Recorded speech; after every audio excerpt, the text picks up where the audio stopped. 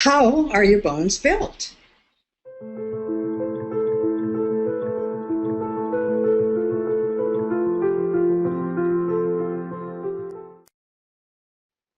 We're back again with 6 Weeks to Wellness, another series coming up with Jan Fitzpatrick of inVibehealth.com, a Mhm. four-part series on how to build better bones for life. So this is part one of the series. You want to tune in here. So Jan, we're talking about how your bones are actually built, and I'm Mhm. looking forward to Yeah. this because honestly, I've had bones for a long time and I don't know how they're built. So just give me a little summary, and then we'll talk about what we're going to cover here. Yeah, you've had bones for a very long time, and they they start to develop soon after conception, and they don't finish until you're nearly an adult, about 20 years. Your Wow. bone mass is a living and dynamic tissue. It is continually undergoing breakdown and renewal. And because of this continuing renewal process, we are designed to maintain strong, heavy, and flexible bones throughout our lives. Excellent. And when we were prepping, we talked about we're going to focus on three things, so I'm going to run Mhm. those down. How are your bones made? That should be pretty darn interesting. Bone loss is a natural process, and then the myth of osteoporosis. I'm looking forward to that one as well. So, Jen, Yes. let's take that from the top. I mean, how are bones built? How are they made? Well, maintaining the bone mass is a balance between building and destroying, and then recycling and building again. And that's a process that needs to happen all the time. There shouldn't be any interruption in that process. And then the cells in your bones deposit a protein framework made from collagen, the same stuff that's in your skin. And the minerals are attracted to that, they attach, and then they harden, and they form your bone. Interesting. So it is like a construction project, right? And there's a Yeah, skeleton within the skeleton, and then the yeah, tissue of the bone itself gets attached to that skeleton. That actually is yes, really fascinating. Um, yes. and that's an ongoing process then that takes a Yep. long time, And you said, It's always renewing itself. You never have the same bone. It's continually renewing. interesting. Okay. And, And yeah, then we'll you're talk then about that. saying that bone loss is actually a natural process. Mhm. It's not a shocking thing. It's not, oh my God, something's No. wrong. I have some bone loss. I mean, so tell us a little bit about that. I mean, this process of bone loss.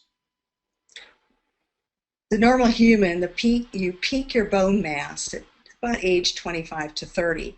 And in the mid 30s, you start to lose bone more quickly than you replace it. Hmm. And there are a couple times where you lose bone faster, like little accelerated times. And one is the first years after menopause, and then there's another increased bone loss in your 70s. But Okay. 20% of your bones are recycled and replaced every year. Wow. So that's 5 years, you're a brand new human being, brand Yeah. new skeleton. Yeah. Absolutely. So, Yeah, wow. and bones actually, we think about the strength of bones, but bones also need to be flexible so that you can turn and twist and not have them be brittle and break. Right. So remember when we talked about that framework made of collagen? Well, 23% of your bones are made of collagen to give you that flexibility. Interesting. And when we did our series on skin, I remember that one of the things that happens is that you're losing some of that collagen at certain Yeah. stages here. And so I guess the same thing is happening in your bones at more or less the same time, it sounds like. There's timing for this collagen thing to happen. Yes, it's less true with your bones than with your skin, but it is the same protein. So, And you make yeah. a really interesting point about things, that it needs to be able to flex in order not to break. I mean, and that's something Mm-hmm. people don't. You think of your bone as being a solid, piece of concrete, but that would make it Mm-mm. brittle. That would No, make it crumble, right? I mean, and snap. exactly, Okay, exactly. Yeah. interesting. So let's talk a little bit about what you're calling the myth of osteoporosis. Why is osteoporosis a myth? I mean, you're about to put a lot of Well, doctors out of business. no, well, it's kind of the boogeyman for women Hmm. going through menopause, and it's really not true. Osteoporosis is a condition of extreme bone loss that leads to fractures, which is really important. But it only affects 15% of the women who are now 50 years old and live to be very old. Most women do not even know they have a problem until they have a fracture. of usually the spine, the hips, or the wrist. And those are the places where we have the strong bone on the outside and the spongy bone in the inside. I guess the real myth is not the osteoporosis part, but it's the osteopenia part. Remember we said everything peaks at age 30? Mm-hmm. So you're always, to be diagnosed, or always being compared to you at age 30 or the average at age 30. Well, it's a natural bone loss. You cannot try to get back to that 30 or, the peak. It's impossible. It's not natural. So when you go in and you're diagnosed as for osteopenia, that means bone loss usual with aging and could lead to osteoporosis. And we now know the statistics. But it's not dangerous in itself. However, the diagnosis and treatment may be hazardous to your health.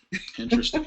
Okay. They have if you go for it, they'll give you drugs that have numerous risks, like thigh fractures, throat or chest pain, blood clots, strokes, serious infection, heartburn, and they really have no clear benefit.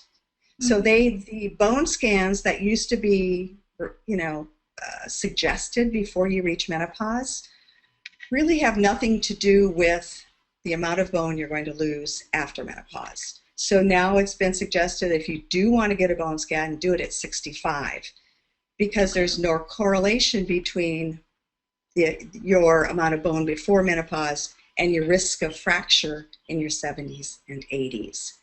And risk of fracture is not directly correlated to your bone loss.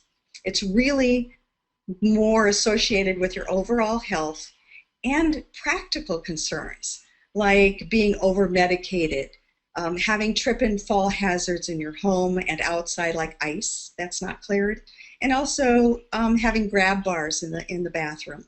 As we know, there are lots of accidents that happen in the bathroom. If there was just a bar there to grab onto to kind of give you some balance, you'd be just fine. And all I can say is just be safe out there.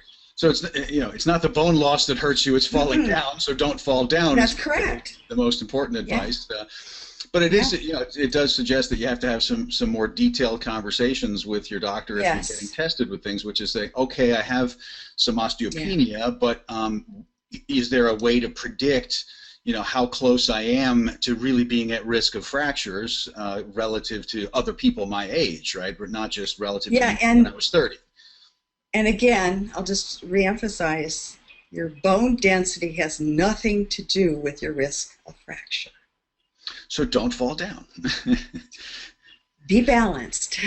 That's right. And there's lots of research about people who do Tai Chi and things like that and enhance their balance and radically decrease their chances of falling down and having hip fractures. And absolutely. So keep yourself healthy. So, Jan, great. This is part 1 of 4 parts that we're going to do all about how to build better bones for life. And this has been quite enlightening. I hope people are getting some thoughts going about, conversations they may have already had with their doctors, looking at their own bone scans that they may have had, or, upcoming things. So join us for, the rest of this series. Now, how do you join us? Well, you visit Jan over at invibehealth.com. She lives right in that website. I don't know how you do that, Jan. You stay right in there. Go to invibehealth.com. Jan has a free book offer for you. She has an Amazon.com book, but when you see that banner on her website, you click on that, you put in your information, you'll get a free download of her ebook, and you'll also be on her mailing list so you don't miss out on announcements about great things that she's producing, like, hey, a 4-part series about keeping you healthy and keeping your bones strong for life. So go there, get connected, check out all the great stuff that has been accumulating on this website that she's been building for quite a while now. Lots of great stuff there. But don't miss out on the rest of this series if you care about your bones. So again, invibehealth.com, get the book, get on Jan's mailing list, and join us here for part 2 of how to build better bones for life. And I will see you then, Jan. I'll see you again soon.